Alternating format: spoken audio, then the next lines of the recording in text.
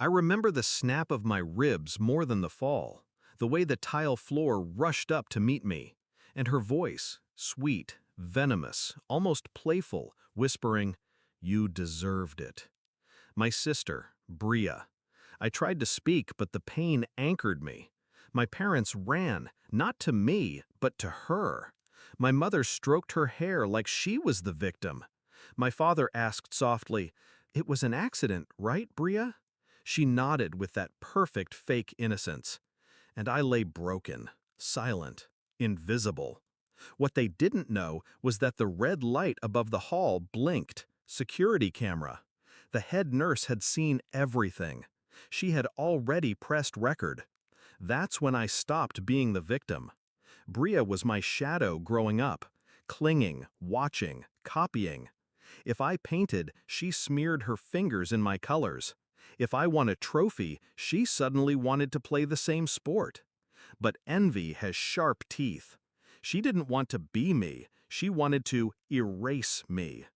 It started small, my missing sweater turning up in her room, her lies, casual, rehearsed, about how I stole from her. Our parents believed every word. They always did, because Bria was the golden one, the girl who could do no wrong. I was just the problem. The hospital made it worse. Every night they visited her, not me. They told the nurses, "Don't listen to her, she exaggerates. Bria didn't push her, she trips a lot." I stayed silent, let them write their own story, because mine was already unfolding. The nurse, the one who pressed record, slipped me a flash drive. "Keep this safe," she whispered. It was proof. The video was clear, Bria's shove, her smirk, my body tumbling down the stairs. Evidence they could never bury. I didn't rush. Revenge needs patience. I let my wounds heal. I let my family grow comfortable, smug in their blindness. When I was discharged, I pretended gratitude, hugged my parents, smiled at Bria. She leaned into me and whispered, "Still alive? Shame." Her mistake. I started small. Screenshots of messages, copies of her borrowed credit card purchases, old videos from school fights she thought were erased. Piece by piece, I built a portrait of the real Bria. And then I chose my stage. Family dinner. Crowded, loud, relatives stuffed into chairs, plates clattering. The perfect audience. Bria was glowing as usual, telling stories, taking the spotlight. My parents laughed, oblivious.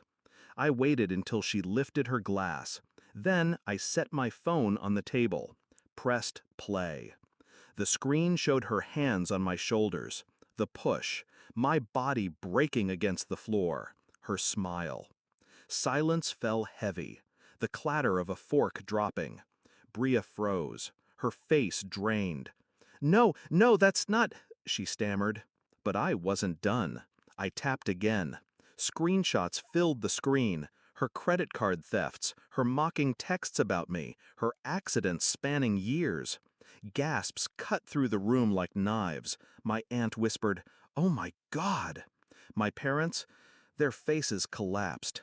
My mother's hand shook. My father couldn't look at me. "Accident?" I finally spoke. My voice was steady, cold. "Still want to call it that?" Bria lunged for the phone, but I pulled back. Too late. Everyone had seen. And that's when the second phone buzzed in my pocket. The one I'd given to the nurse. Live stream.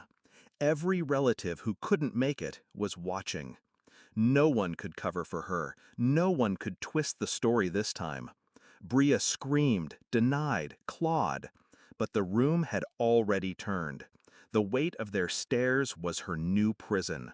I didn't need to shout. I didn't need to fight. I just watched her unravel, her own lies strangling her. The fallout was quick. The police called. The hospital filed a report. My parents tried to plead ignorance, but the video spoke louder than their excuses. Bria's golden glow shattered. School, friends, family, all gone. Her name, once adored, now whispered like a curse. And me? I walked away. Not with joy, not with sorrow, just release. They built her pedestal on my silence. They forgot silence can be weaponized. Now she knows. Now they all know.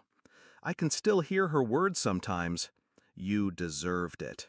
But she was wrong. I didn't deserve the fall. She deserved the ending. And I gave it to her.